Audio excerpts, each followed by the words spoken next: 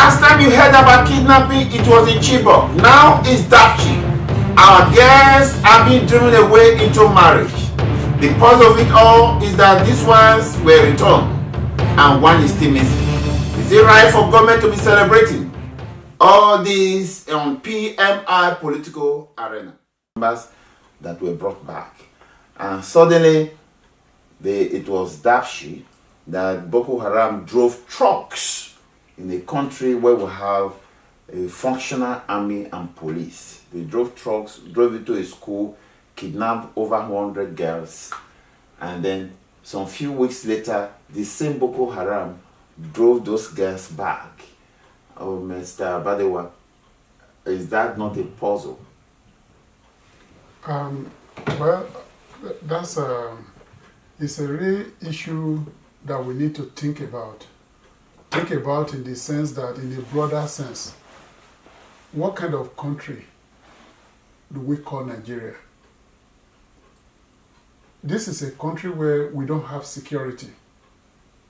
Recently, the IG is saying that they is passing an order to withdraw all the policemen for VIPs and all the very important personalities in Nigeria. You see, UN has given statistic of the ratio of one police to 400 people that are supposed to be guiding people. Yeah. But in Nigeria, I don't think we even have one police to 1,000 people. Now we have over 150,000 of our policemen. Out of 400,000 police we have, 400,000 police in a country, in a population of over 200 million. Yes.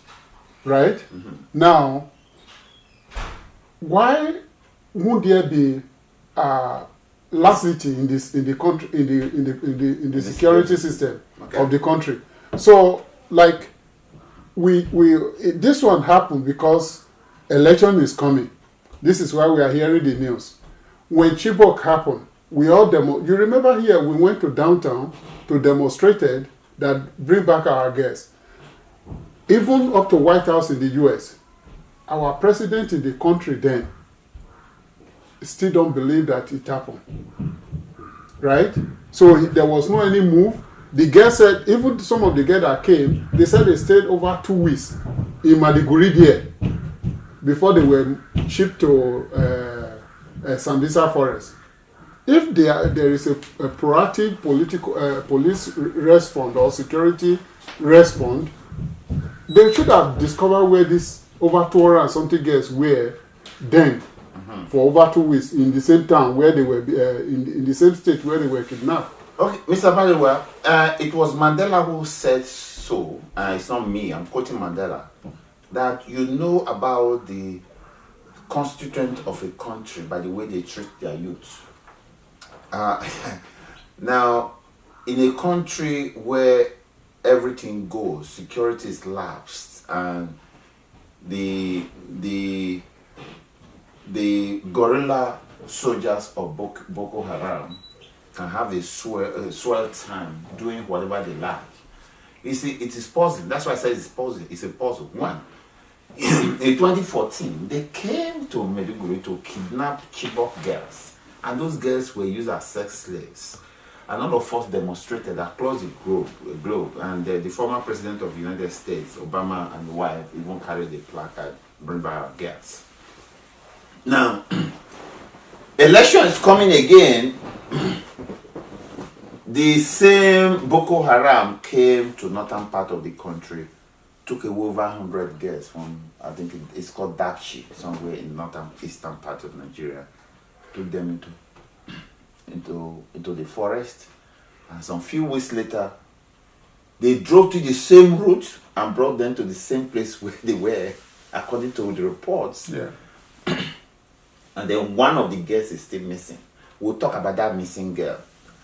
Now, the question I ask, Mr. Badewa, which everybody is even asking, where is the armed forces of Nigeria when this impunity was taking place? Yeah, like we said earlier, we don't have enough security in the country. No, you talk about the policemen. What Yeah. about the soldiers? It- We have the land soldiers, or we have the soldiers. We have the air force, and we have. I think, as I'm talking to you now, I don't want to believe that Nigeria does not have a functional air force. Now, if you cannot go on land, you can go through the air. So, whereabout is this Boko Haram existing that? Because of their impunity, the Nigerian state cannot bomb them out of existence. You know, if you listen to information news that have been going around, they said the UNICEF, they advised the state, telling them about the impending kidnap of this incident that is going to happen in some of the school. But you know the way Nigerians, the way they always treat any issue, nobody pay attention to it. So when these people came, they came in full force, even though there is security around. Is it security that doesn't have uniform?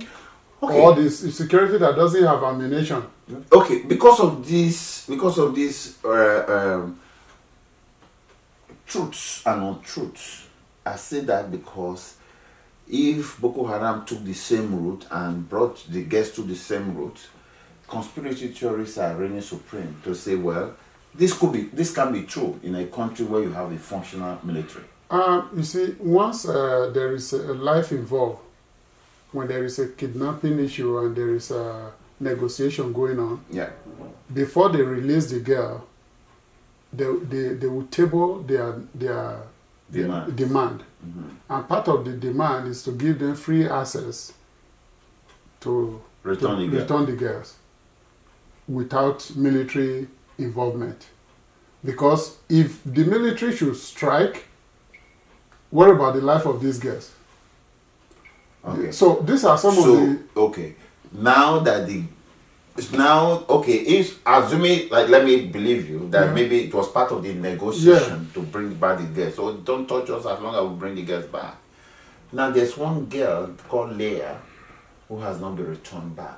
So you mean even our security apparatus, the military intelligence, when Boko Haram was going back, even if it's part of the negotiation, so the military intelligence cannot track them to say this is where they belong to, this is where they are hiding.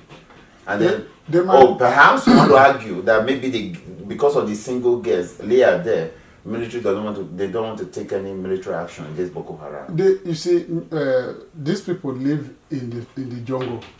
Sambisa Forest cover almost about 5 states in the north. It's not just a small town. It covers almost about 5 states in the north.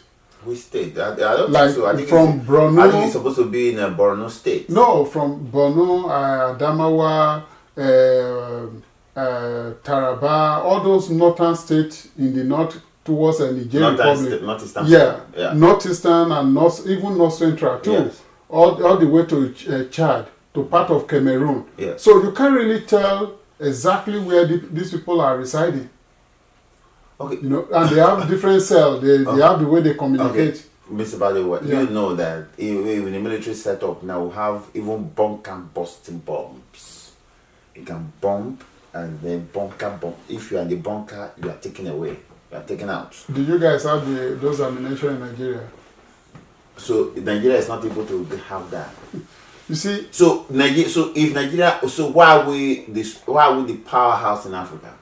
So Nigeria cannot use their air force to search for Boko Haram, even if you say according to you it falls around six or 5 states in northern Nigeria. So they cannot bomb these guys out of existence. You remember that it's not even taking place in Cameroon. But that we're having borders. You see, recently, right? They kidnapped the deputy prime minister, the wife of deputy prime minister of Cameroon. They have to negotiate and they pay them 500 million. Okay. You understand me now? Okay. Now, let's go away from the military setup because we might not have all the information. Let's go to the political aspect. Is it right for the government to be celebrating the arrival of the hundreds or so that came back? when we still have one precious soul that is missing. Yeah, they're working on it. That's the information we had, that they are still working on Yeah, the and return of what the I want to girl. hear from you, is it right for government to be celebrating? They're not, Because they're look not, at the story of they are not actually celebrating. Good Samaritan. Yeah. The Good Samaritan, even from the Bible, had to go look for one sheep, left 100 behind. Now, Nigeria is not a good example of Good Samaritan. So you left one, that's precious soul, you are celebrating 100, that the Boko Haram drove back to you. It's not that you use your military intelligence to look for them. You are celebrating those ones. You are not concerned about the one that is missing. You see, you know what? Let us not say they're not concerned. The ones that came, we need to appreciate them. We need to thank God that they are here, and we need to show them that their life too matters. You understand? Yes. So this is why they have to meet the president, and the president is the father of all in the country. So I think that's the essence. Not that necessarily celebrating. People are, in fact, even the fact that they left that single girl out there now, because he's a Christian, according to them. Well, the news has gone viral than when this the entire Dapchi girl were being kidnapped. Now everybody is aware of the news. Even in what they call National Post today, yesterday is there. Okay. Metro today is there. So in midst of all this crisis, people like Governor Fayose of Ekiti State, people begin to believe him that this is a kind of an arranged kidnapping. When we have a functional government, have a functional military, Boko Haram can drive in and out as if you are passing a porous border without anything. So people like Governor Fayose will have faithfuls believing him that this is an arranged kidnapping. You see, this is the best time these people can hit Nigerian government very hard. Why do you say it's best time? Because election is coming.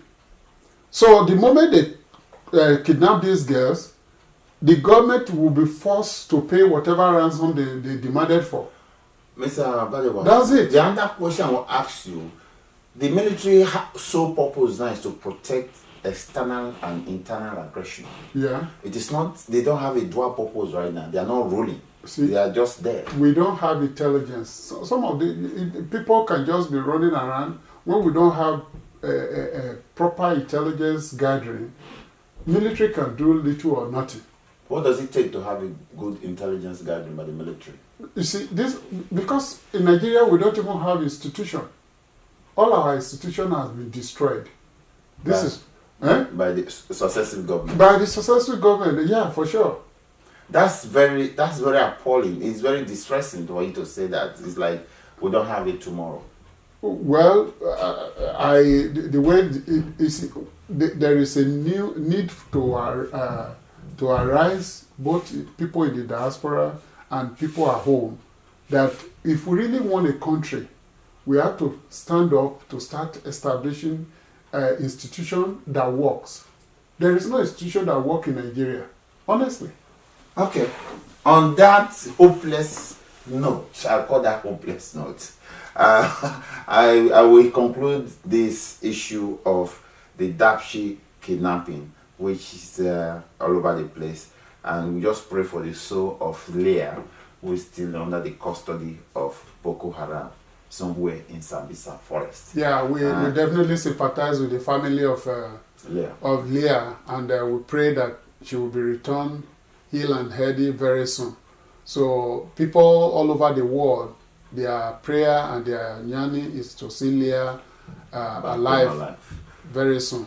So with that, I thank you, Mr. Badewa, for coming to the program today. Thank you for having me. And we can only wish that government will do this thing the right way, so that there won't be doubts about what they are doing. Viewers, that's the kidnapping saga in Nigerian political system and military, whether they are meeting up to pace or the Boko Haram or not. It is left for you to judge. I'm yours sincerely, Joe Ehizode, presenting. And I'll ask you to catch us on Facebook, Instagram, and Twitter. And with that, I say have a happy night rest. Goodbye.